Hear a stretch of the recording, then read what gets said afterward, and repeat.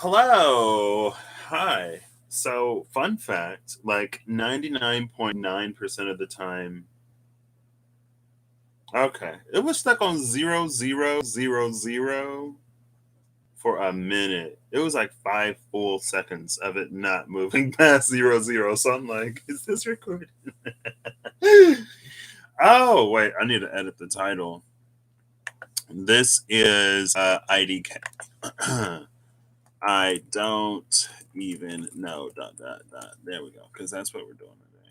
That's where we are today.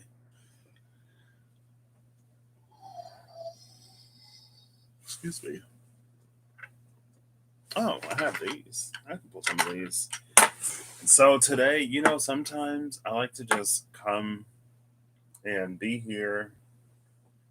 I like to just be here. This is space where I could come and like pull cards or whatever. I'm going to pour me something to drink.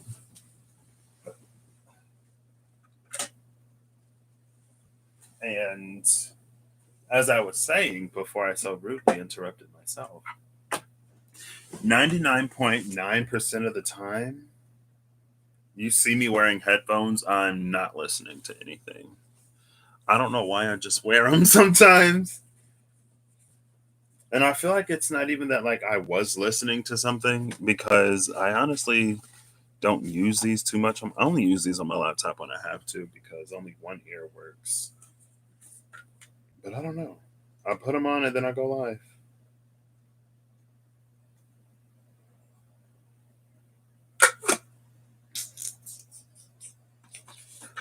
This is what I'm actually gonna go and dump this really quick. I'll be right back. Look at Saturn until I come back, I guess. 1 second.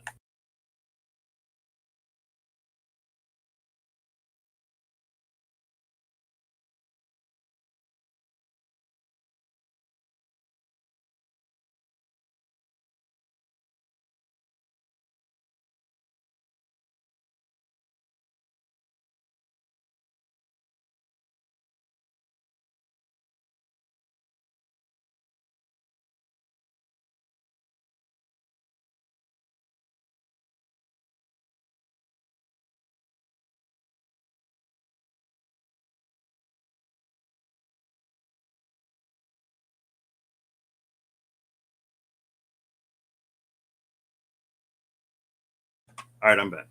So my light seems to be functioning properly today, or at least now, which I am grateful for. 1 second. I'm gonna pour this up. Eve! I know! I'm like ew, now my hands are sticky. Oh. My cup runneth over and maketh sticky the shorts that I just washed yesterday. Like I just washed these. Come on.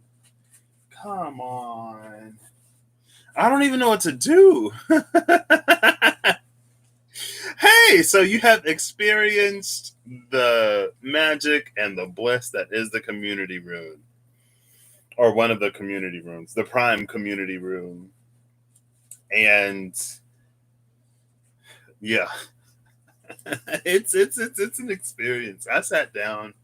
I was like, oh my gosh, it probably would have did me some good to prepare. But it's like every time I thought about it, like I feel like it just presented itself as so many different things. I was just like, I don't know what this is. Oh my gosh.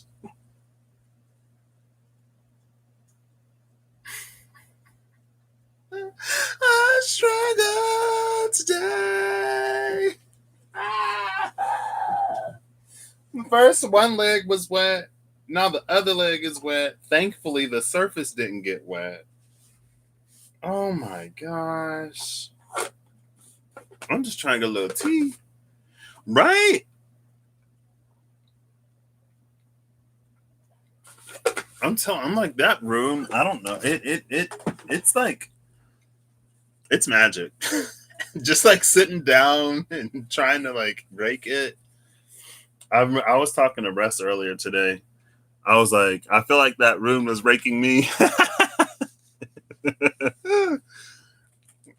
like, but afterwards, and I think that's another thing. It's like, or at least for me, because when I was in the space of doing it, it was like just do it as yourself. Like just do it however you're feeling it in the moment. And when I did, like that's what worked the best for me. Yeah, because I got to the end of the video and you're like, this is already like long. It's gonna take forever to upload. So we'll see if we can get one card and then, you're like, all right, I guess that's it. I loved it how you broke it down though. Oh well, there the lights go. Okay. You praise the lights for being consistent and then they do that. I'm just playing. Um but oh my gosh. I love how you broke it down and that when it was like the handles that go in and like the whole thing. I was just like, what? The fear flakes. So if you haven't seen Eve's rune raking, go to Everlong Mystic, check it out. It was a hoot. If you haven't raked the rune yourself, give it a try. Actually, Russ just he posted a new. Have you seen it, Eve? I don't know if he made a community post for it or not. I don't know if he made a community post, but he did. It's easiest to access it by just going to my Gmail. He did at the page, and you're on there. I don't know if you checked it out. Can I? Thank you. There you go. Can I pin this? I think I can do that. Hey, boom. That's the first time I've pinned a message. Oh, my back. The Norns video was so good. I felt so affirmed and validated. And also, it was kind of crazy because it's because some of the stuff, especially towards the end, is what I was getting for Dagaz or Dagir. And then the Dagir or Dagaz rune actually came out in the Odin cards. I was like, what? What? Like watering your personal Yggdrasil. Maybe that's what I could do. I don't know what this is, by the way. And apparently, Vanaheim is a place called Meyer, and it's located here in cornfields and soybeans, Illinois. Because I went to first of all, I didn't even expect to go to the store. My grandma sent me a text at 10 something in the morning, and she was like, "Hey, son, are you up? Do you want to go to the store with me?" I was like, "Yeah. What time are you going?" And she's like, "I'm outside." I'm like, "Okay." But I went and everybody was so friendly today. I'm like, what? It was nice. It was just a little weird. And then when we went to go check out, there was one line, and my grandma was looking at the other line, and the dude, he's just like, "Oh," he was like, "Just come get in line behind me. I'm friendly," and um, and he was. I was on my phone and a little disengaged, but she was talking to him. He looked really friendly. He sounded friendly, and then he was like, "Is that friendly guy with the big shoulders gonna help you carry all that?" So I was like, "Okay, I'm friendly guy with the big shoulders to help you carry all that today." Um, mm, the eight of wands and the eight of clubs and the nine of clubs. I'm using the Diceology cards. I want to do another sign reading. But yeah, everybody was super friendly. And there was this one woman, she was just looking at my grandma. And she's like, "You look so familiar." My grandma was just like, "Oh." And then we saw her again. It was it was pleasant. Mm. Five of spades. But yes. He made a page specifically for the collective runes where you can find all the runes at the top and you can find myself and Eve. I encourage everybody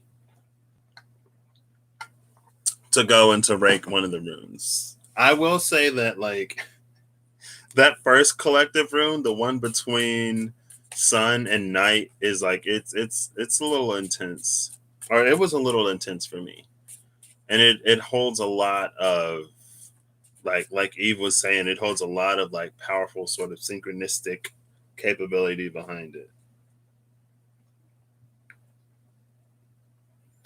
Six of Hearts, Ten of Clubs, King of Hearts, Eight of Spades. No diamonds. I don't know what I'm doing today. I'm just rambling, by the way. I might delete this video. Maybe. Maybe not. Probably not. There's no reason to. Yesterday, I came on and headache. Oh, yeah. I forgot about that part. That's why, for me, like, when I was doing it, there was a constant conversation. There was a constant internal, like, dialogue and conversation. And I'm just like in the beginning, a lot of it was like, calm down, don't freak out, just do it, let it flow, release. And I was like, oh my gosh, I'm not going to upload this. I'm deleting this. I'm never going to pull another card again. I'm getting off of YouTube. I'm tucking my tail. This is extremely difficult. I don't know how they do it. I have so much appreciation for them. Oh my gosh, I'm lost. Somebody help me, please.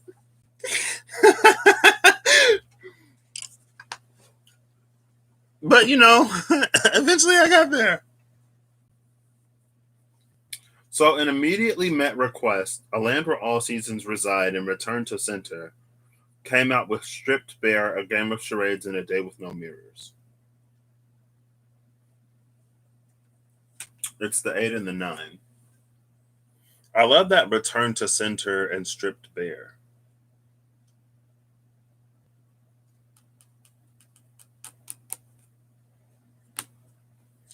And then came out The Rise of Two Empires Synchronized, a vision that ignites the self and the soul. 5 of Spades. Excuse me.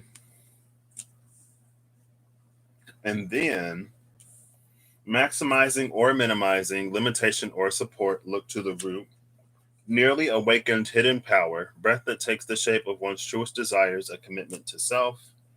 A decision that once made cannot be rescinded, a wise king who settles an impossible dispute operating in divine order. And Rearrangement and Coagulation, seeing the truth of the self, distorted creations abound. Bottom of the deck is Taking the Plunge into an Ice Cold Tank, Dissolution of the Self, Integration and Separation, which sort of fits this. This is interesting, especially these three.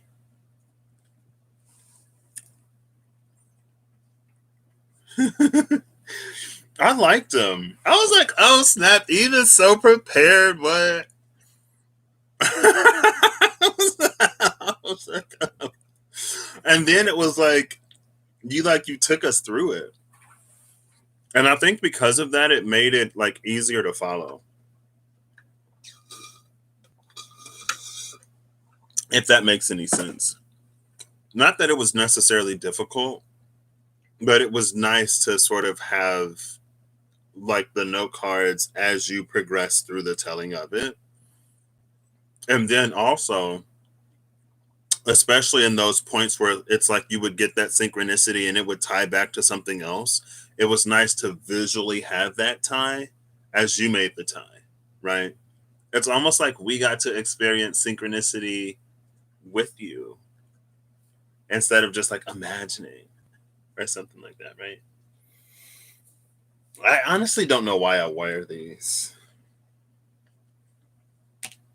Nearly Awakened Hidden Power. A decision that once made cannot be rescinded.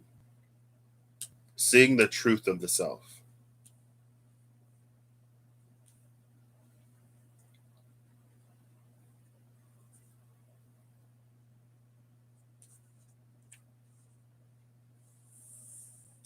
Boom. Who did? Who that? Who that? Is it 7 o'clock? Yeah, it is 7 o'clock. Okay.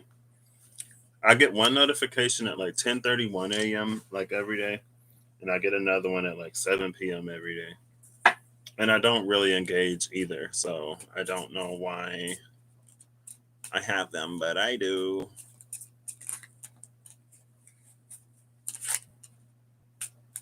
Ooh, the Red Joker.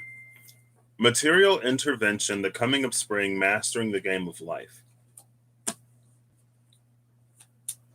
Let's get a little bit more. What am I doing today? I don't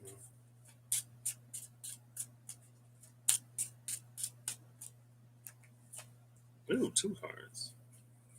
Both in reverse. A single blade cuts through the tempest, calming the winds, a dislodged hunk of cheese. An explosive vision, a nurturing light and burning passion. Six of diamonds, eight of hearts.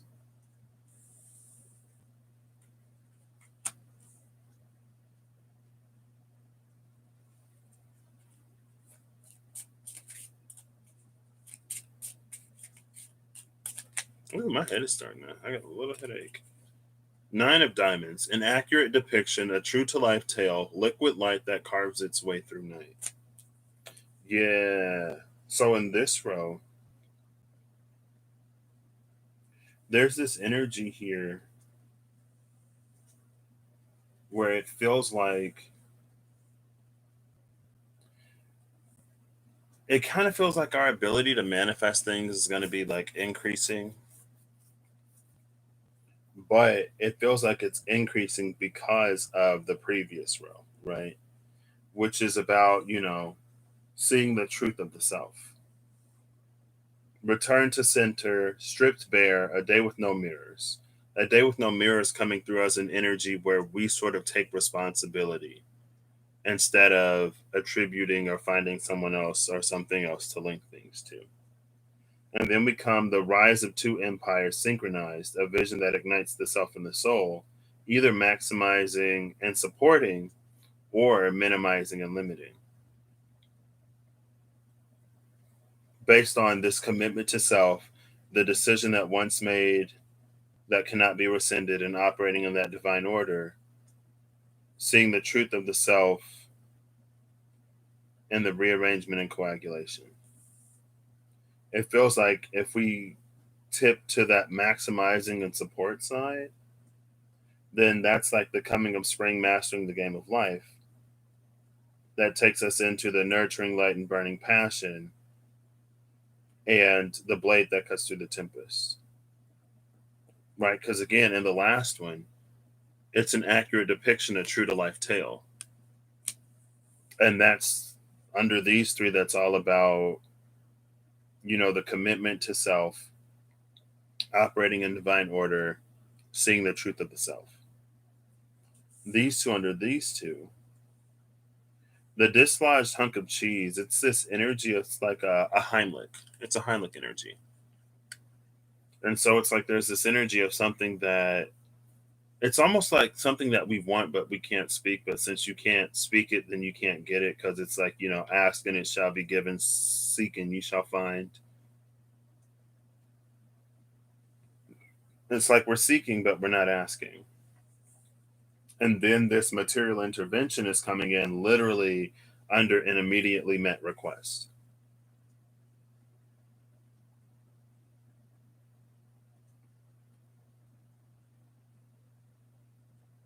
Okay.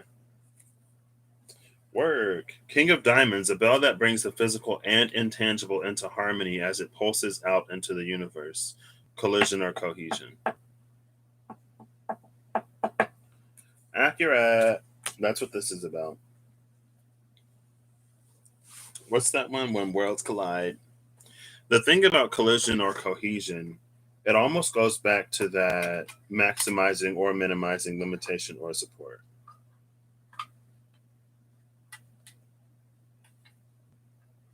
Here's that arrow again. An arrow that swims through the air, forced pliability, a fixed vision in a volatile space. The fixed vision in a volatile space energy is interesting because it could be a message of like, hold your faith. If you can keep the vision, then it will be made manifest, even if you don't know how it's going to work out, right? Because the space is volatile, anything can happen. Or a fixed vision in a volatile space could be us in a space of change, but our eyes are still trained on everything that we already know. And in that, it invites a sort of, I want to say disruption, I guess, between the external and internal.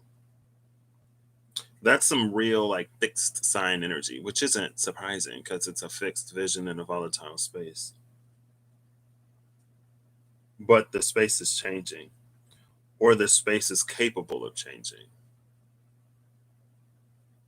And so I guess it's for us to ask if where we are fixed is where we would like to be. Ooh, why are these so precariously placed?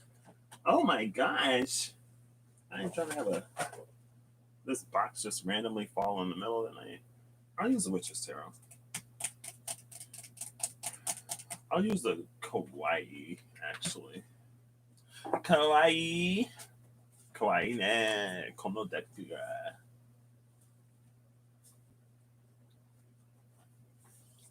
Kawaii Tero ga Worumato de kaimashita.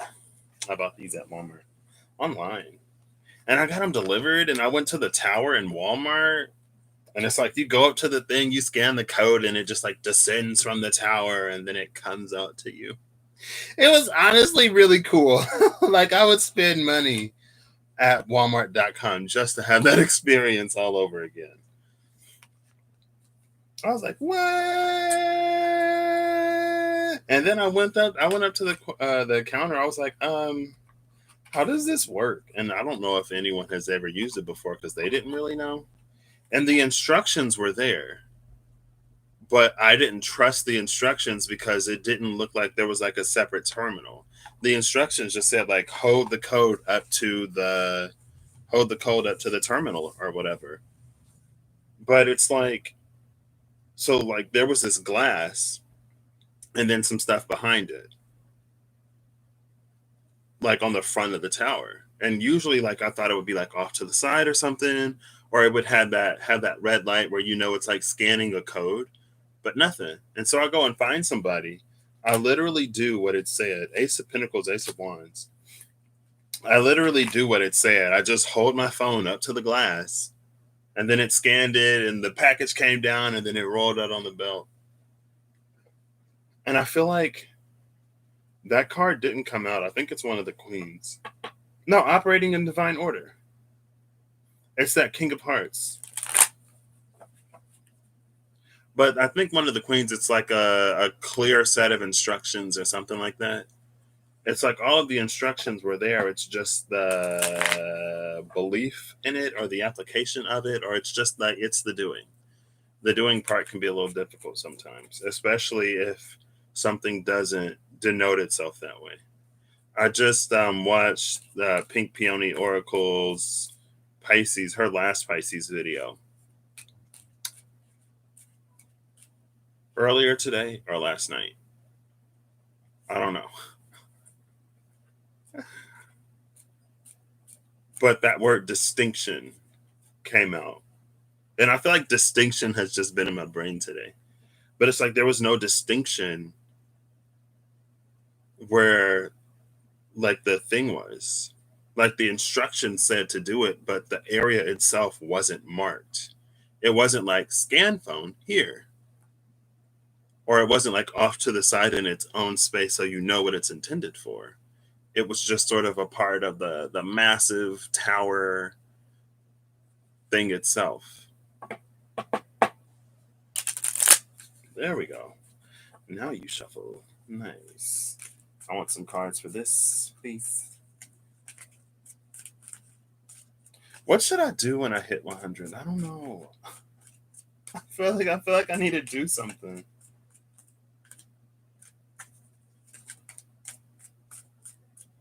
I could do a giveaway, but the only thing I have to give away is my time. And my time is valuable to me, but at the same time. Oh, okay.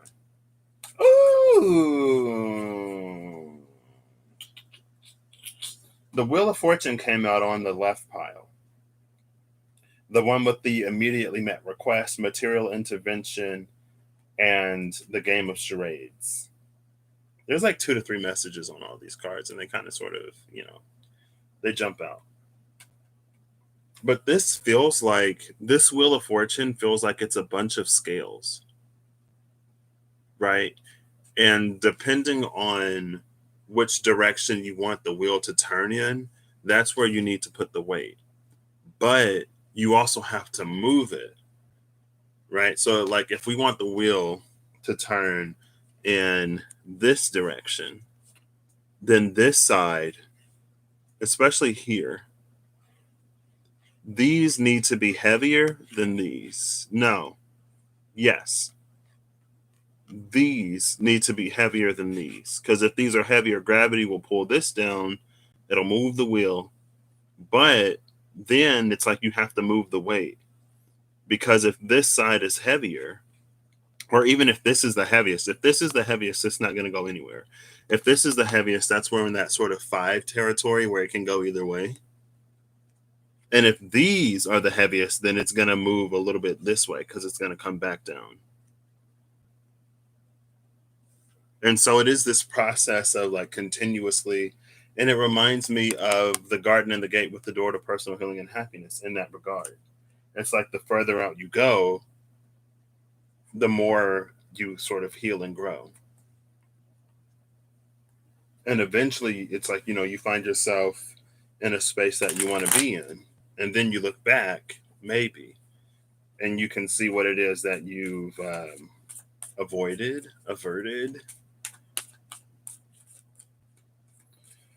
So this middle 4, we got 5, 6, 8, 6. 5 of spades, 6 of hearts, 8 of hearts, 6 of diamonds. I was thinking about the time runes, and I didn't say anything to Russell because it's maybe I'll send him a message. But in the Norns video, he did past, present, and future. And I was like, well, the 6 of cups feels like the past. The 6 of swords feels like the future, and the 6 of pentacles feels like the present.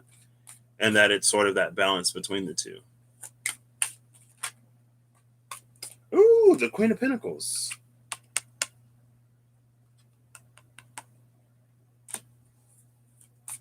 What about this Queen of Pentacles?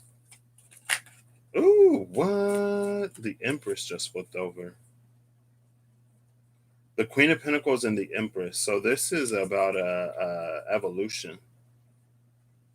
This is a level up type of energy here. The rise of 2 empires synchronized. So her kingdom is expanding into an empire. Her kingdom can be expanding into an empire.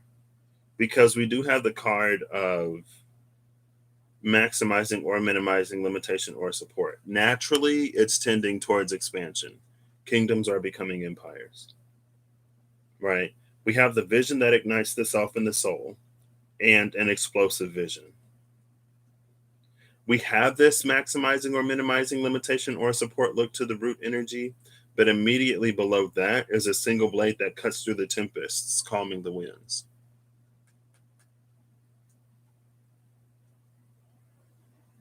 So in this, it feels like it's looking like it's going to be easier to see which things actually move us forward. And I feel like that makes sense because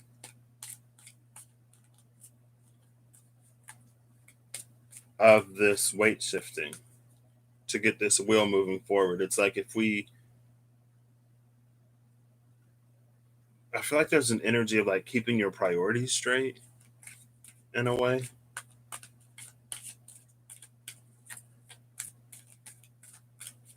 But it's also this like blessed to be a blessing.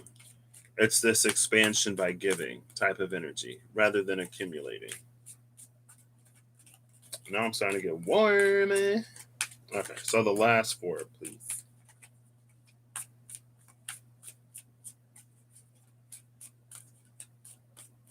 A nurturing light and burning passion.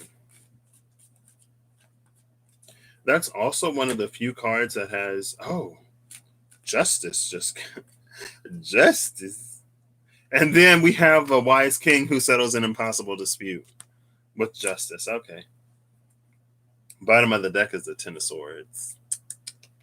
I'll take it because that's 11-10. Oh, look, there's the Six of Pentacles. I was literally just saying that feels like the present. No time like it. I forget what else I was saying. I've forgotten. It just feels like certain things will hold more light, certain things will be more radiant, certain things will resonate more at this time. Maybe. Or maybe the influence of that community room just it just helps. That community room, it does something. I'm telling you, it really does. I feel like I walked away from that experience. Actually, it could be, but this is like a Ragnarok Thor's hammer. I love that. Like, no spoiler, spoiler alert, spoiler alert. In the show Ragnarok, when you get to see like Magna work through like what he had to do, and it's that energy, it's like with great power comes great responsibility. And he's the character, like, even when he didn't have power, he was like, that's not what our powers are for.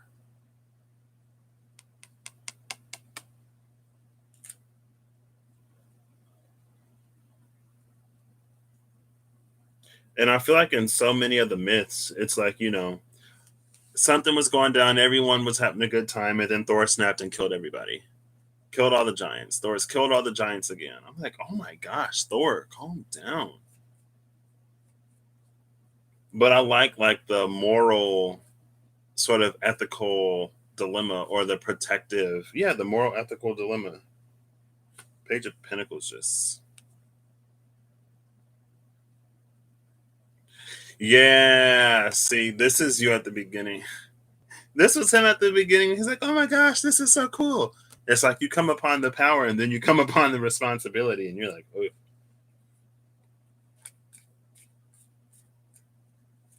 But it is a little bit of an energy that, like, hurt and pain begets more hurt and pain. And it's a vicious cycle that we've been sort of stuck on for a minute now. And I think it's an energy where it's like we kind of sort of turn on what we think of as weakness. This is an energy that would be very like kindness is weakness. Like, you must get rid of your emotions and be this cold, heartless, whatever. Do what you got to do. The tower was at the bottom of the deck, by the way. I was so conflicted in this show. Ooh, the Ace of Pentacles, though. See, this is that beginner's mind type of energy. With the Page of Pentacles and the Ace of Pentacles, it's a beginner's mind, excuse me, when it comes to like how the world works and operates. Bottom of the deck is the Hangman. Hang true. Hang true. And he's doing that like peace type thing, right?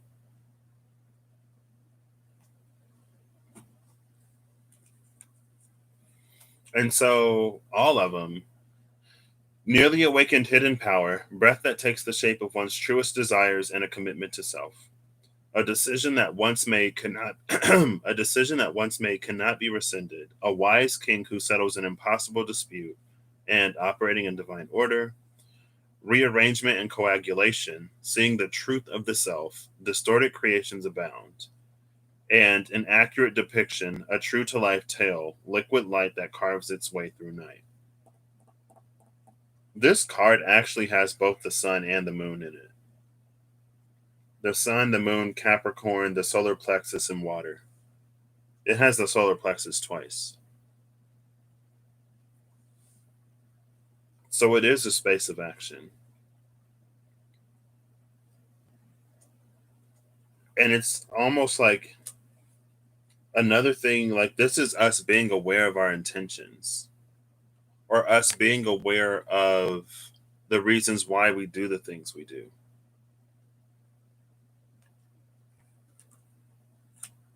Because it's like sometimes we can do a good thing, but from a selfish place. And if you've ever seen The Good Place, it's very like Tahani, and it's Tahani energy. Where it's like, congratulations, Tahani, you made it into the good place because of all of the money that you donated to charities throughout your life, because of all of the good that you did.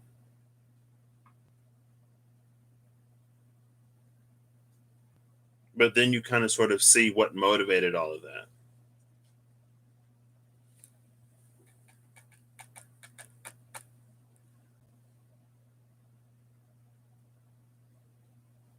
And the Page of Pentacles and the Ace of Pentacles.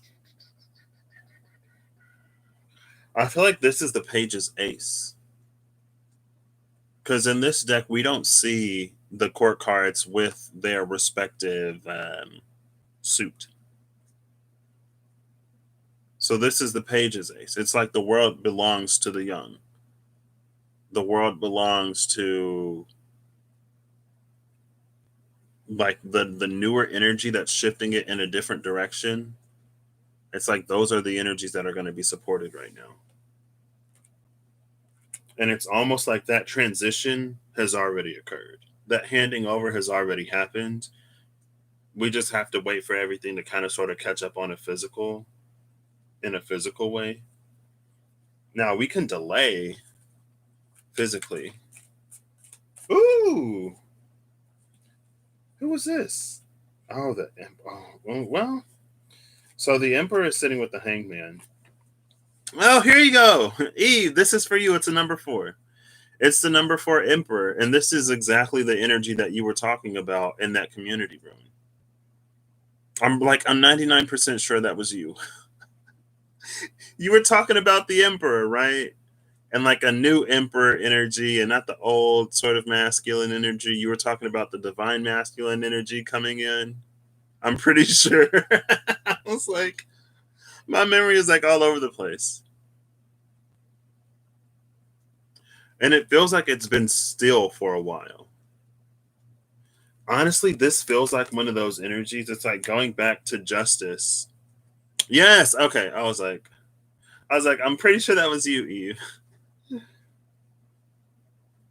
It feels like an energy that would prefer peace, but it also feels like an energy that's coming to learn that sometimes things must be done to preserve or to create that peace, more to create it, honestly. That's funny. And then the bottom of the deck is the Six of Swords, which is like, it's again, like, oops. It's this handing over has already occurred, right? This new Emperor energy is already coming out of the Hangman. Like, this is a 3, this is a 4. Oh, we have 10, 11, 12, or 11, 10, 12, technically. And the Wheel of Fortune is over here. The Empress is already on the table. What? I didn't even notice that. So the Empress is going through this process of evolving from the Queen of Pentacles into that Empress energy because of her, like with all of this explosive vision, nurturing light, and burning passion energy. This is divine feminine coming into her power. And it's her coming into her power more fully. And it feels like we're going to be experiencing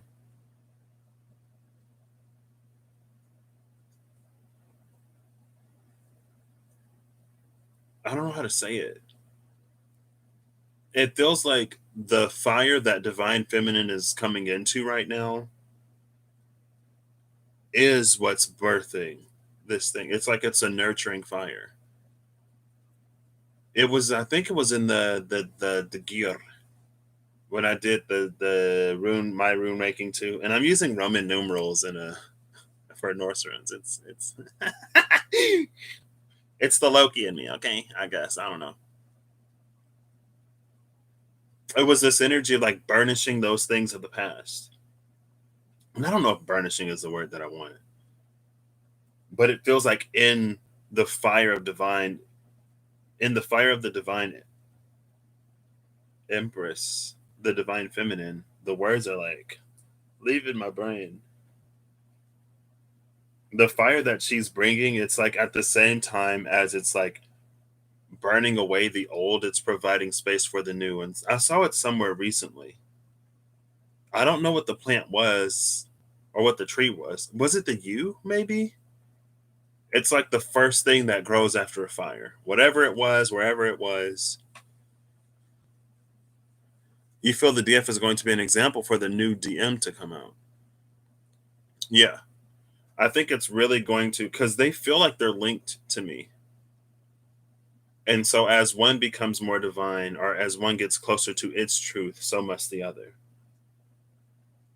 And it's funny because like she's in this space with that dislodged hunk of cheese. Again, like that's the Heimlich. So whatever has been silencing the divine feminine, like that's coming up. That's coming out. And she's about to start speaking. While at the same time for him, it's this energy. It's like, the commitment to self. It's the need for wisdom. It's sort of operating in divine order, seeing the truth of the self. And it's like divine order has been interrupted for old. It is the you. Okay. Did Russell say that in the Norn video? Or no? I've seen it lately.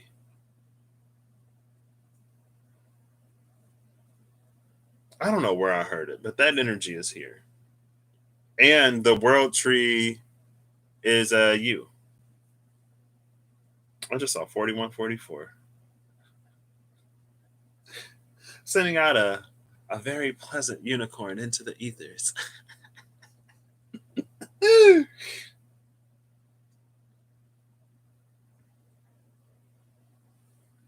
And again, it's like it's creating space for that to come forward on her side.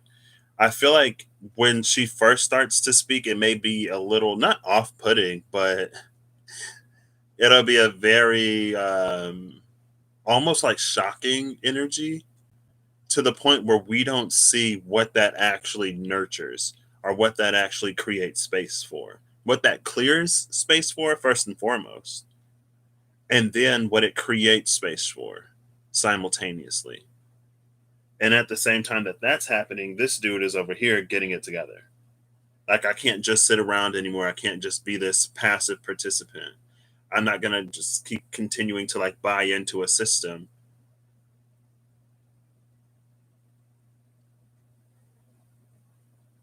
And with this Page of Pentacles, it feels like the first time, maybe in a long time, where it's like both energies will be on equal footing.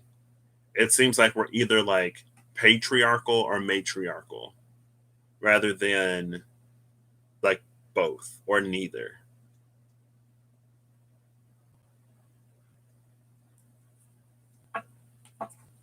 So this bell that's bringing these into balance, it's almost like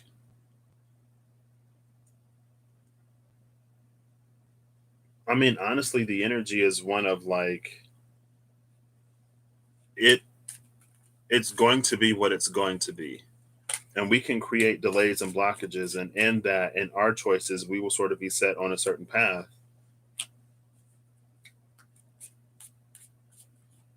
And it kind of feels like one of those paths is a lot thornier than the other. One of those paths gets to the good a little quicker because one of those paths involves us rising, involves us speaking, involves us caring, involves us. It's like there's a lot more compassionate action and accountability. And there's one energy that just supports change a lot more than the other.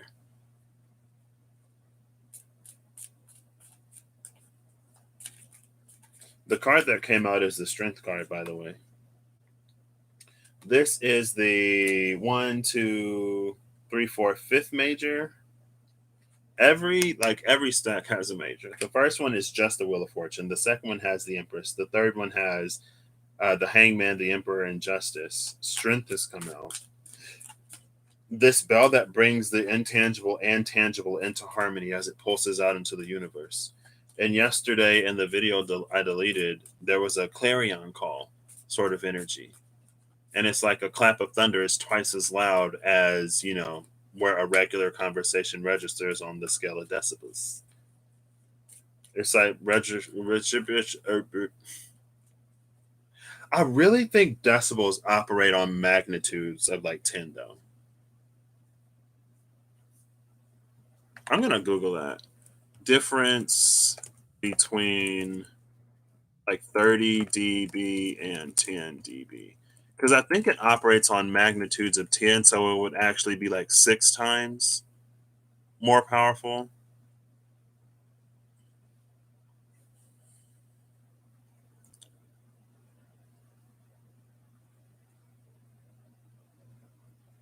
Yeah.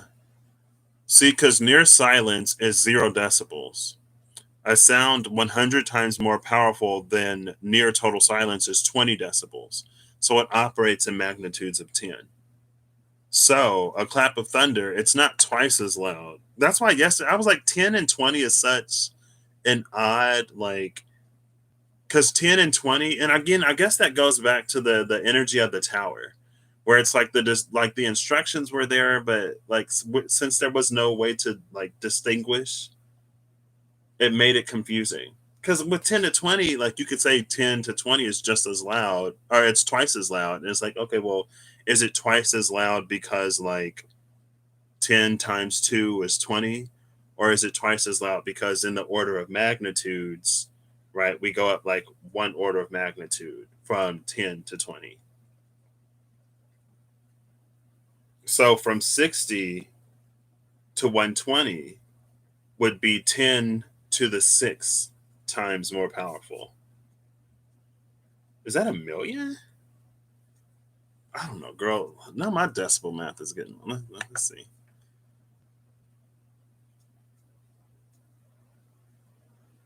Here we go. How much louder is 60 decibels than 30 decibels? If this gives me 1,000, then I know that it's that like from 30, it's the orders of magnitude. Yeah, it's 1,000.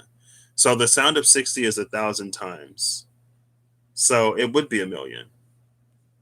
So the clarion call is a million times louder than normal conversation. Thank you. Because I was looking at that. I'm like, I'm pretty sure that's not 2 times as much. But in that space, I was like, I don't have the time to verify. But it came out last night. Decibel math is nothing like Cindy math. That is very correct. Decibel math is nothing like Cindy math. And I only know that because I had a controls class, I think. Was it my controls class or was it a different class? I think it was my controls class, and we talked about decibels in there. I'm pretty sure it was my controls class. I love controls, by the way. I did not expect to love like. Well, I kind of did. Oh snap! Speaking of Cindy math, we got some Cindy math right here. We got the 8 of Wands and we got strength. 8 of Wands and strength, giving us a 16 tower. This is a it's a good tower. Well, is it a good tower? It's a GTFO, like it's time to go tower. Like, like it's going down for real type of tower. Bottom of the deck is the Queen of Cups. The Queen of Cups is the guardian of truth, our internal truth. And behind her is the High Priestess. So the two most intuitive queens with the Six of Cups, which is all that past energy, and this Five of Swords in the past. There are these. Go check out the Norn video on Rustling Around's channel. These past blockages are tangling up our potential futures. This is again like this is sort of not these two. This look, and then you got the 9 of Wands exactly. This energy is the one like that the choices and decisions that keep us in that slower timeline when we sort of not do all of the things that it's being made very clear for us to do. A clap of thunder is a million times louder than where regular conversation registers. I wonder if that's like if you go into the cloud when it happens.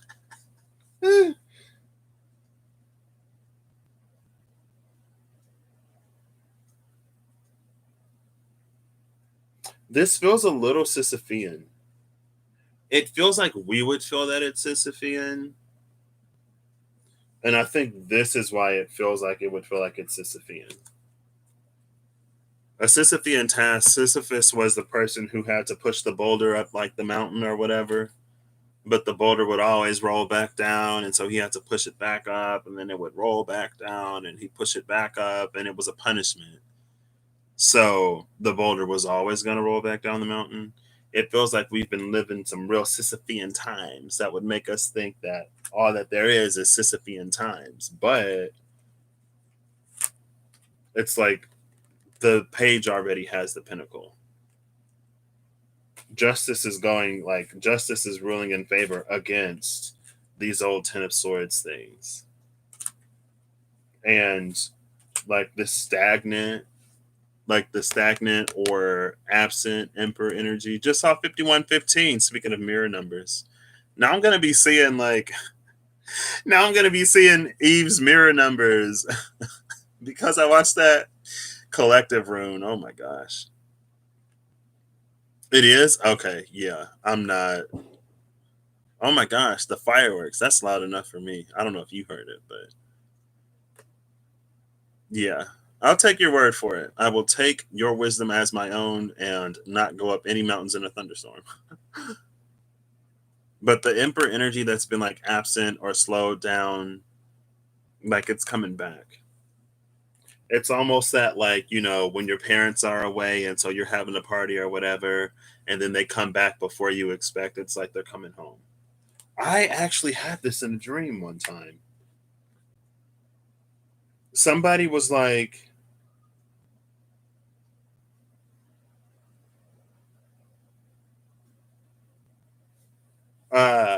in a dream, I was in like Chinese class, and the person was talking, and I was like, "Wo Buzher Dao." I think that means I don't know. Wo Buzher Dao. Like I don't know. Wo Buzher Dao. And then she like repeated it, and when I asked her to describe what it meant, she was like, "It's when your parents leave, and so you have a party, but then your parents come back before like you thought they would." Because I remember there was some word that she was saying, and she was saying that it was president. But I was like, I remember what president is in Chinese. I can't think of it in this moment, but I know that that's not president. And so I asked her to describe it more. And Forsetti came out yesterday in the space of fairness and judgment. Forsetti is Icelandic for president, I think, named after the person in the Norse mythology, Forsetti, for his fairness and judgment, I guess. So we're actually going to pull those. A little bridge. And if Eikenskjold or Aikenskjold comes out, then I've gone too far. Aikenskjold is going to be my STFU card in this deck. This treasure is protected. You will not speak upon it any further. Like, okay.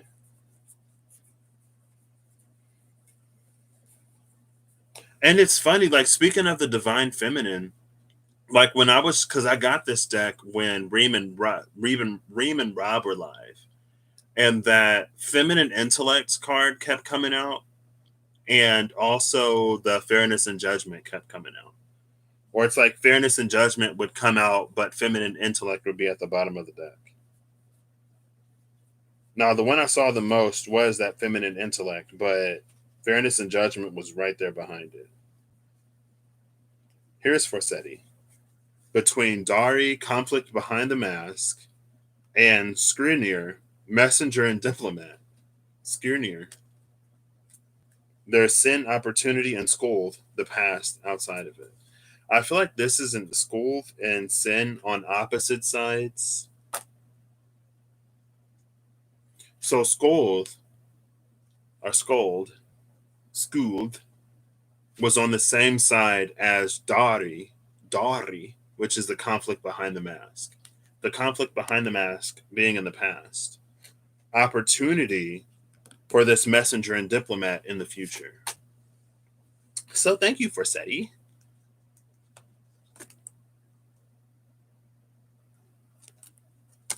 Let's see. We have the second in the seventh realm, the fifth in the fifth realm, and the ninth in the second realm. Oh, Forseti is 5/5. And the five of spades was at the bottom of this deck, maybe? No, it's the four of spades. The five of spades is here somewhere. I've seen it. Oh, it's right here. The five of spades is the rise of two empires synchronized, a vision that ignites itself in the soul. But it feels like this is a counter or an anti-polar synchronization. This is an anti-polar synchronization between like old and new masculine energy and the world. As we come into a new masculine feminine paradigm and dynamic, the old masculine feminine paradigm and dynamic is going to fall away. But at the same time, that our current masculine feminine dynamic of like patriarchal dominance in a lot of places falls away, we also have to ensure that we don't just like do a complete 180 to a matriarchal dominant sort of paradigm, because it feels like it would present more of the same. It feels like the two need to come into a balance, which is this fairness and judgment, which is the justice here. But it feels like since it's been so skewed for such a long time, on the masculine side, it's going to feel like a loss. On the feminine side, it's going to feel like a win. But it's like it's to reach that balance, to not necessarily go too far. Because it's like if we tip the scale too far, then we may sort of find ourselves back in the same space, right? Because we've had more matriarchal sort of times, and those don't exist as much anymore. So I'm not going to say they didn't work, but the balance needs to be sort of stricken. Oh, Odin. Odin and Sin. Odin was right behind Sign. Opportunity. Look at this. Because I put these cards back in the deck, I just randomly opened it and put them back. Now Odin is the conflict behind the mask,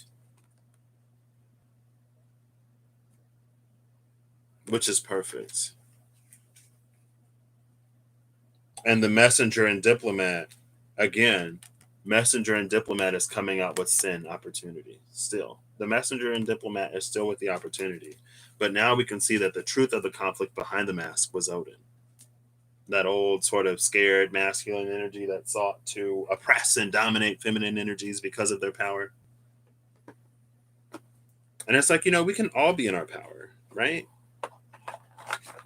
But for us to all be in our power, then, some of us have to rise into more power. Some of us have to sort of fall out of power in order to get that balance. So this is what I have, right? Queen of Cups and the High Priestess. This is us sort of connecting, just like the Queen of Pentacles is becoming this Empress. The Queen of Cups is becoming a High Priestess. That's why the Queen of Cups glares at me.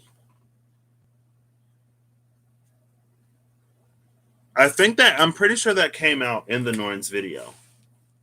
It was about how, I'm pretty sure Russell said it in that Norns video. So again, go check out the Norns video, Rustling Around. And he was like, I tried to engage in some Loki frequency and not call this a rune raker because I want people to understand that it's more than just discovering the runes. How like deeply woven into all of our stories and tapestries these things are. But he was like, when it wasn't presented up front, then the video didn't record.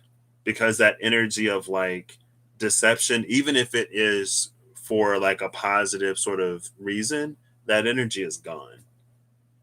Because it's like deception leads to further deception, and you can have a good intention and someone else can have a good intention. And when we start playing games of intentions, they say that the road to hell is paved chock full of them.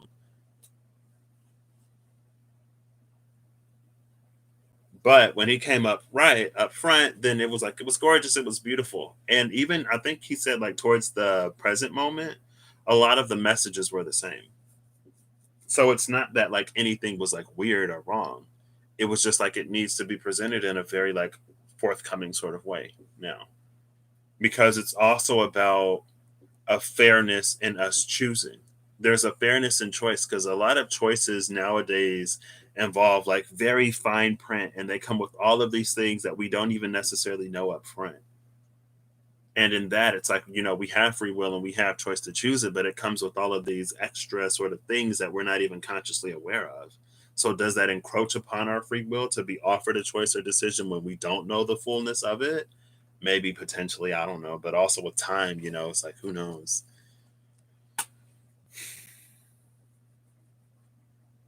So, yeah, this is very much so that eternal conflict of old. And all of this is behind mask. That's why, Eight of Wands with the Strength card is G us TFO of that energy. And the 8-8 is a 16 tower. Where is the tower? Ooh, look at this. The Fool, the Ten of Pentacles, and the King of Pentacles. This is that energy of the meek shall inherit the earth. Also, it's going to take some time for us to grow into this. Also, that's a little bit of a Kabbalah-like shape. A little bit. No, that's the weird. It reminds me of the weird rune. Like if you draw the line here and then you do like those diagonals, that would be weird. Or word. I don't know how you pronounce it, but that also came out in the Norn video. I think that was the Nine of Wands. Maybe. Where's the tower?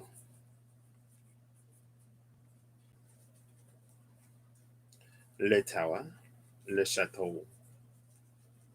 Le chateau. The tower is not a chateau, but. And then what? Towardness was the future?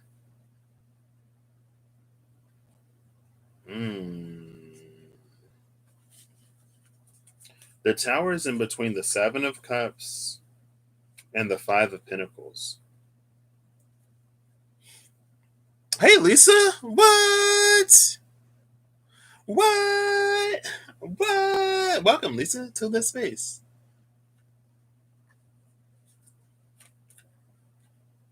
With the Seven of Cups and the Five of Pentacles, I feel like that's just this energy. And again, it goes back to the towardness, which was the future Norn.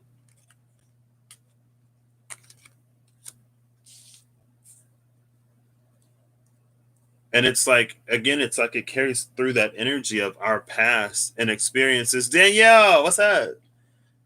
It carries through that energy of like our past experiences binding our future potential. So again, like go check out the Norn video. It's all there. All of this is there. A lot of this is there at the very least. Thank you. I actually like I was laying in bed. I don't need it, but I was like, oh well, I'll just keep it on. And also like I wear headphones. Like when I'm wearing headphones, I'm probably not listening to music. I just wear them for I don't know why. Thank you. Right? It's so kawaii. So right now it's just like a collective reading. It's a whatever comes out kind of sort of reading. And hopefully the lights don't bother you. You're supposed to be doing homework. Well, I'm actually about to shut this down, so I'll help you out in that way. Homework is not fun.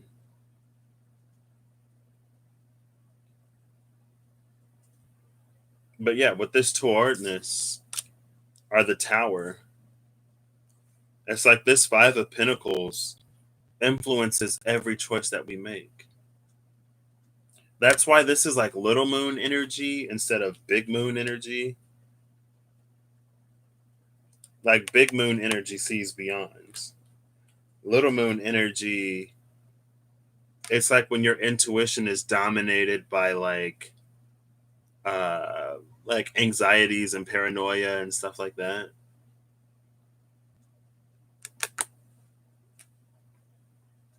So yeah, that's actually what I got. I feel like this is pretty complete.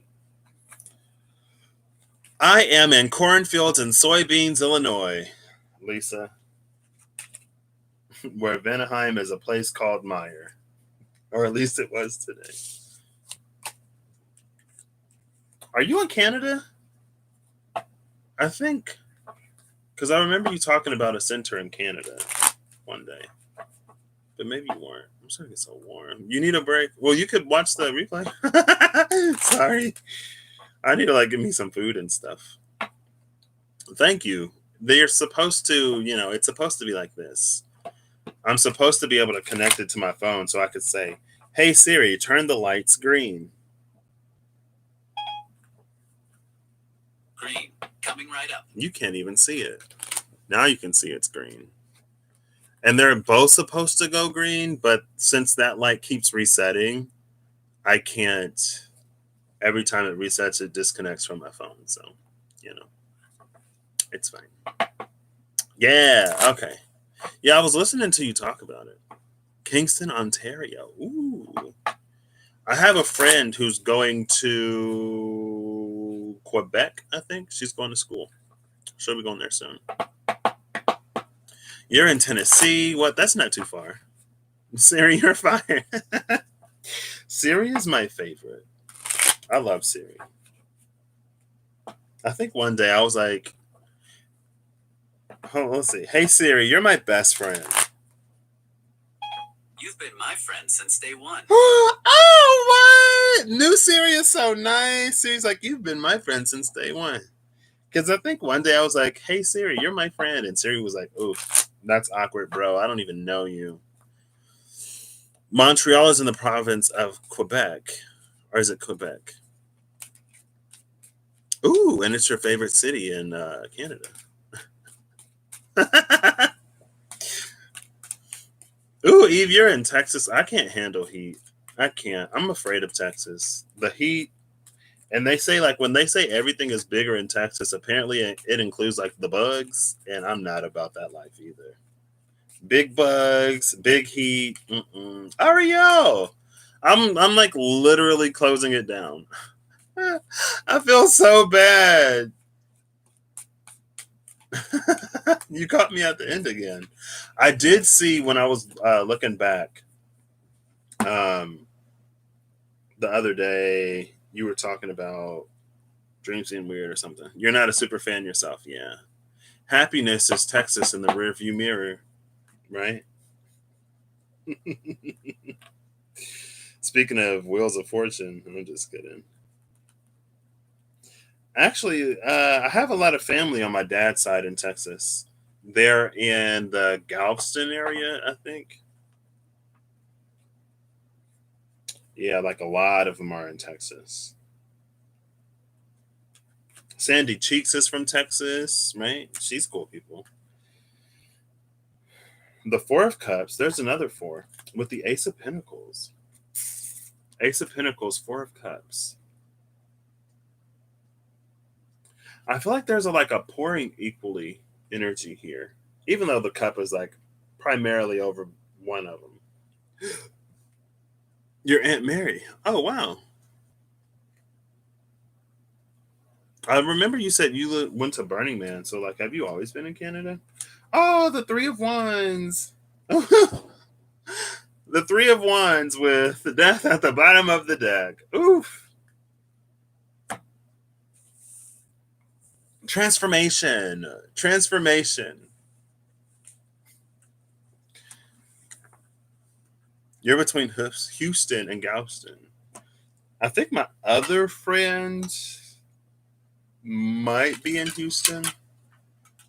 It's like the 4th of July tomorrow, so, fireworks are a thing. So I thank you all for coming. Ariel. I know, right? It's like either I come on too early, but thank you. Yeah, like I said, like my dad is an Aquarius. And just like he's been, you can tell that a lot of old stories are starting to be like unwound and unraveled. And as those stories are being unraveled, I've also been like randomly emotional, and I feel like a bunch of random emotions are. You were talking about the harmonic convergence in Sedona. Okay. Sorry. It was that. But you can tell as like everything is unraveling, like all of the emotion that's been like trapped under like these layers and layers and layers of like stories. And it's like a beautiful thing to sort of watch from the outside, but also like the vulnerability in it. It's making me tear up right now. Like, oh, that was supposed to say your aunt married a Texan. Got you. Your aunt married a Texan. But yeah, and then like the cards that came out were gorgeous. I was like, what? What was it? The Ace of Pentacles, the Ten of Cups, and the Sun? I was like, what? This is gorgeous, Aquarius. You better go outside. But also, I know it's not as easy as like just go outside. And I think that's one of the things that when Reem and Rob went live, and when Reem was being vulnerable, and when she said, it's like, reading, like when you sort of talk about or disclose a vulnerability for you, and then you hear someone say that, like, oh, like, just ignore it, or like, oh, just don't pay it any attention, like, you're gorgeous, you're beautiful, like, don't even worry about it. How sometimes in the moment it can be very sort of invalidating, right? Especially if it's not like really affirmed, then it's like it's almost like that, like just get over it type of energy, even if it when it's said like with the best of intention. So sometimes it's you're originally a child of the corn. That's funny. I have some cousins who just moved from Texas to Nebraska. And you're originally from Nebraska and you currently live in Texas. That's interesting. There go my lights. Oops. Hey, I got my final card. So the final message is from the Diceology deck. Understanding the unseen, grasping the subtle, and a sacred vessel. The beginnings of self realization, caring for one's mental space in preparation to welcome something big, with a school of glimmering fish that spotlight a sunken treasure, and the rising of a new continent at the bottom of the deck. I love like it's cycling so much it's not even gonna come on anymore. So now it's just blinking blue. We can't even make it to green. It's fine. Eh. Hey Siri, turn lamp white. Okay, turning things white. Hey Siri, turn lamp brightness to 100%, please. Okay. There you I go. set the lamp to 100%. um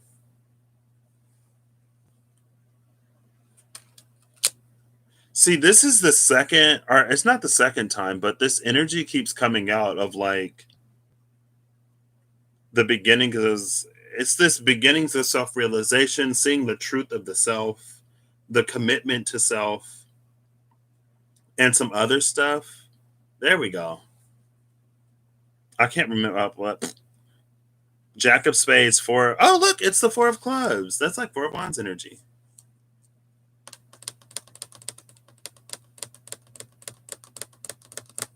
I think that High Priestess, that big moon energy is here. And that understanding the unseen and grasping the subtle. It's almost like the threads of new potentiality and the threads of new possibility can be currently observed. Right. When Russ was talking about weaving like all of it, like entwining all of it and then like weaving that through the needle. Right? I saw the like in the Four of Cups at the bottom. I was like, hey, there's another four. And then here's a three. Here's a three for Amanda. So if you watch this later, Amanda and Je Nouveau Tarot, there's a three for you. um, but it's like those possibilities are here, but they're harder to see when we're so ingrained in everything else. when we're so used to and so accustomed to like that old Sisyphean energy where it's like, we're pushing boulders and we're pushing boulders and we're pushing boulders and they fall down the mountain. And it's like if you're pushing a boulder up the mountain, the longer you push it, the heavier the boulder is going to feel because of muscle fatigue, right? But it's like the Ace of Pentacles is in the hand of the page now. And I feel like that's the thing that's it can be a little bit more difficult to see. And as the conversation is sort of increasing, it goes back to I probably should have just like kept the video up last night instead of deleting it, but it's fine. It goes back to another energy that came out where it's like it was something like a change in the weather is a good thing, or else there's like 9 out of 10 people. It was something about like not complaining about the weather because 9 out of 10 people use changes in the weather to start a conversation. It's like if the weather didn't change, then like 90% of conversation wouldn't be happening right now. And coming to the forefront of a lot of things right now are what's being sort of encouraged right now as a lot of difficult truths of like the past and the current state of things. It's like now it's opening us up to these conversations for change. If I can speak, if I can formulate a thought, that'd be cool. And it's like as everything is sort of like becoming more extreme, what's even louder is like these opportunities for change. Because it's like, let's say that like everything happening is at 100 decibels, right? So, with that being at 100 decibels, if a regular conversation is at 60, then it's 10,000 times louder than a regular conversation. But even louder than that, because a million times louder than the regular conversation is the clap of thunder. So if that's 100 decibels and the clap of thunder is still 120 decibels, then 100 times louder than all of how we can now see like our planet falling apart and all of the different systems that were not working, 100 times louder than that, yet still is what we have the potential to come into. And I feel like that's why it's like it's sort of like so unseen, but the preparation to welcome something big involves caring for one's own mental space. And then, for the mental space of others. But that's that new continent that's rising. That's confirmation that the Ace of Pentacles is in the hand of the page. We have the potential to experience a whole new flavor of reality. And I feel like in the past, before 2020, it would have been difficult to imagine something happening that would literally impact drastically the lives of every single person on planet Earth. But it's like, oh, well, like if things can change so suddenly and drastically for the worse, why can't we at the same time choose to make changes and happenings for the better? Like if we're all experiencing this on a worldwide level, if we're all sort of seeing more and more of the shadows that lurked maybe in our periphery of either countries around the world or our own countries, like at the same time, it positions us to globally simultaneously demand better. And I've really become the type of person that's like, even if everything doesn't happen for a reason, we can choose to make something better happen because of it. So I don't even have to say that, oh, like the pandemic happened to move us closer to a more, caring and compassionate global society. Because it's like, well, we can we can be inspired by everything not great about the world that we're seeing right now to make it better. It's a chance and an opportunity for us. It didn't have to happen for this reason, but we can choose to sort of like make that an outcome if we want to, right? And again, it's like we've never been positioned more to see, or we've never been in a better position to see such grand and majestic change happen like all over the place. And in our rush to return to normalcy, in some ways, we can see how, just going back to normal may invite more opportunity to find a better balance, potentially. Yeah. And a lot of it is natural consequence. And I think that's what makes it. It's like, even if it were externally motivated, even if some of the things were externally motivated, our ability to sort of like handle them shows and highlights like limitations of the systems that we live in. Especially here where, healthcare isn't as it's like healthcare is pretty good, but access to it isn't as easy as it is in other places of the world. And so honestly, like with the vaccines being free, like regardless of if you agree or disagree with the vaccine, like making it free and something that people don't have to pay for here is kind of wild.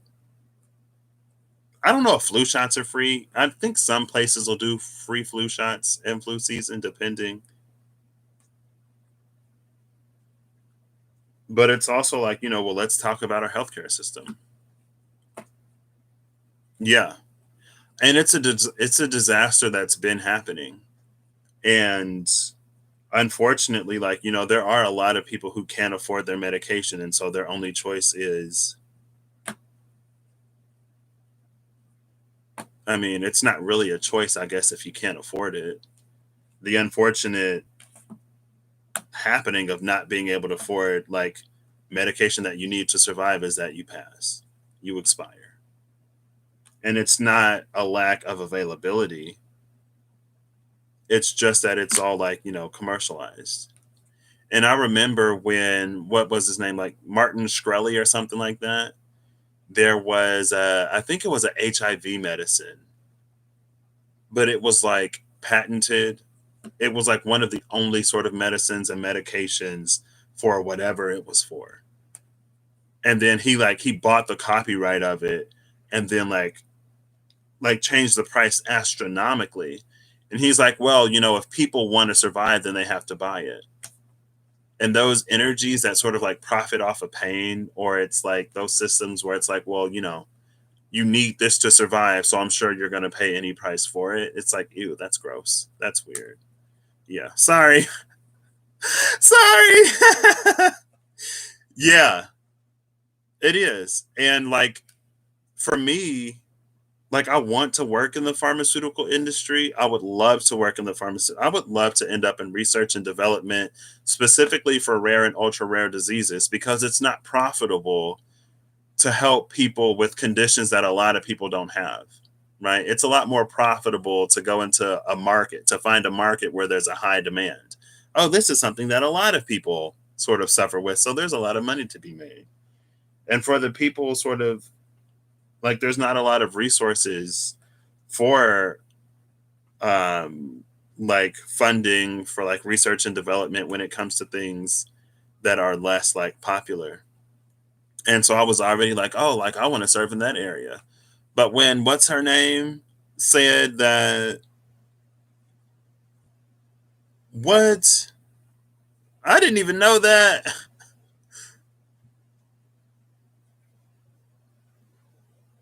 Mm.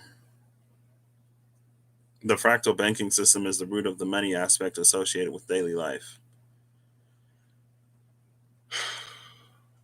Yeah, anyway, without getting too deep or like discouraged, I think I really do believe that, like, I don't think that we would be experienced or like we wouldn't be exposed to everything that we've been exposed to, and we wouldn't experience everything that we've experienced all over the world in our own communities and as a global sort of community from like the most major of sort of scales to the most like micro of scales, like to experience that, but then choose to go back to whatever broken system.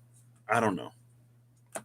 We're positioned to, again, to see the limitations of the systems we live under and pressured to choose better in a way. So,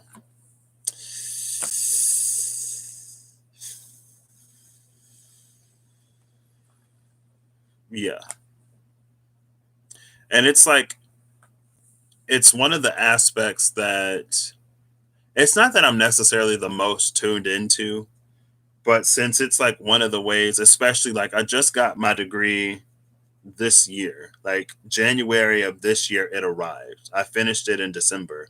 And so now I'm going to like enter the workforce. And I want to work for a pharmaceutical company for reasons. Okay, I'll check it out. For reasons that, like I've talked about. And then like to see stuff where it's like, research and development costs aren't even like that big.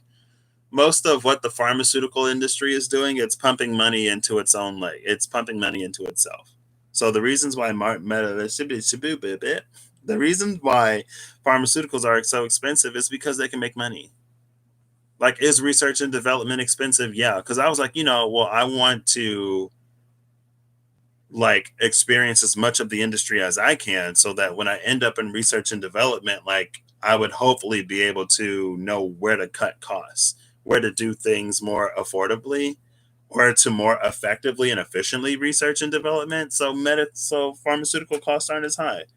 But then it's like the truth is research and development is such a small piece of the cost pie that even if I maximize that, it doesn't do anything if people are still greedy. I'm like, wow, just like come and crap on all my dreams, but also like let me know the truth. Because if I want to have an impact, like I thought that that would have been my route of impact, only to discover that like that route isn't as impactful as you might think, because that's not where the actual issue lies. That's where they tell you that the issue lies, but the conflict behind the mask is a lot more insidious. That's just the mask of the conflict. When you see the truth behind it, it's like, wait. But anyway, anyway, I know that they're like, and that's another thing. Like, even with like the whole Free Britney thing, it's like Britney Spears is almost like the figurehead of conservatorship abuse.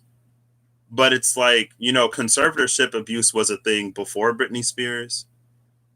Conservatorship abuse is a thing outside of her. Like Britney Spears is this ultra famous, ultra popular, ultra sort of rich, like, you depend on her for entertainment and for songs. She's probably been someone who's like, she has definitely been someone who's shaped and impacted like pop culture and the music industry and like even other industries.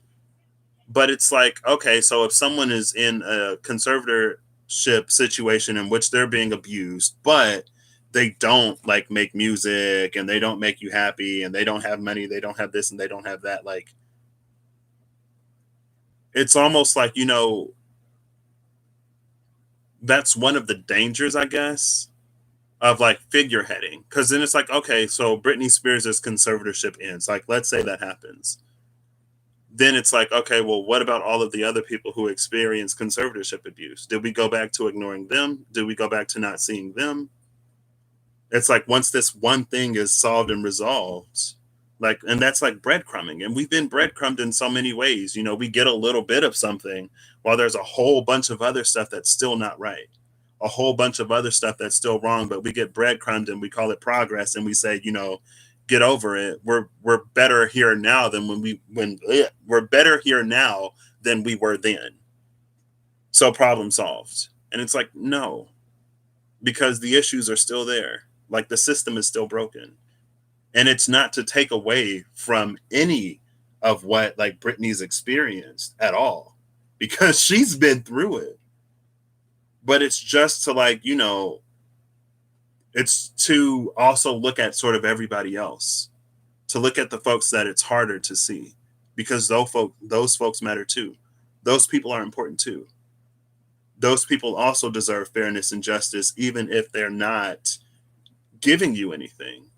And I think sometimes it kind of sort of does boil down to that a little bit with certain issues. It's like, well, what do they give me? How do they benefit my life? Why should I care that this person is being treated unfairly or unjustly? And when it's someone who gives you something, it's like, oh yeah, like she gave me this and she gave me that. So anyway, it's important to remember that one more talking about solution. When you're talking about solutions, we're going to have to find a bridge to the 85% of the global population that are experiencing the effects, stress, and anxiety.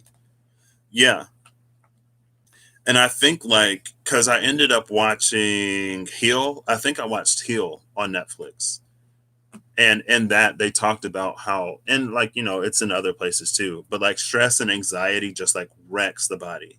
Like our bodies are not intended, our brains are not designed to be constantly exposed to stress and anxiety, but we experience so much of it. And it's like, the fight or flight response that was important when you were being chased by like a saber-toothed tiger or, like a wild boar. Like fight or flight is still important today. But like when we go to work and we experience fight or flight, when we're in school or in class and we experience fight or flight and we're like constantly subjected to it, like there's so much. And I think sometimes it can be a little bit of this like, oh well, you're not going to solve everything, so why solve anything? Like there's always going to be an issue, there's always going to be a problem. And it's like, yeah, but that's not, at least for me, like that's not enough of a reason or to not begin to do whatever, right? I don't know. Yeah. Yeah. But like I said, I really believe that we're in a position to change it. So see you later, Lisa. Yeah. And I think it's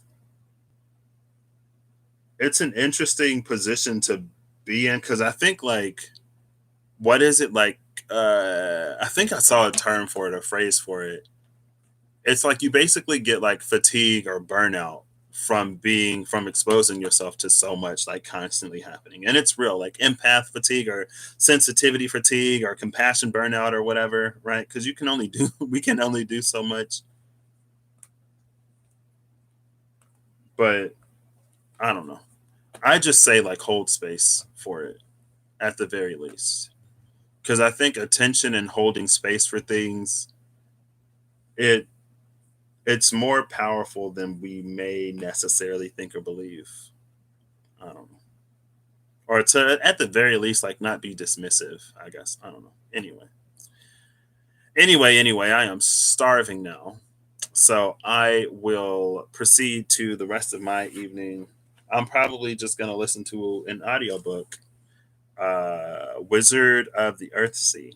I found a playlist on YouTube. I listened to the first chapter last night. I love it. But thank you all for coming in. I'm gonna have to. I think I was saying that like I really want to get into like a Dropbox. I looked into Dropbox. I think you got to pay for it to like send files to people, and I could just as easily like go to a Google Drive. I could like upload it to a Google Drive and just share it, like or make it public. So maybe that's what I'll do. I'll upload like these spreads or a spread or whatever. I don't know. I don't know. I'll catch you all later. I hope you have a good whenever you see this. I hope you're acting in alignment to make all that you wish to experience your reality. I hope that however the divine leads you to your magic, your abundance, your happiness, you find the courage and the strength to follow, and also the discernment.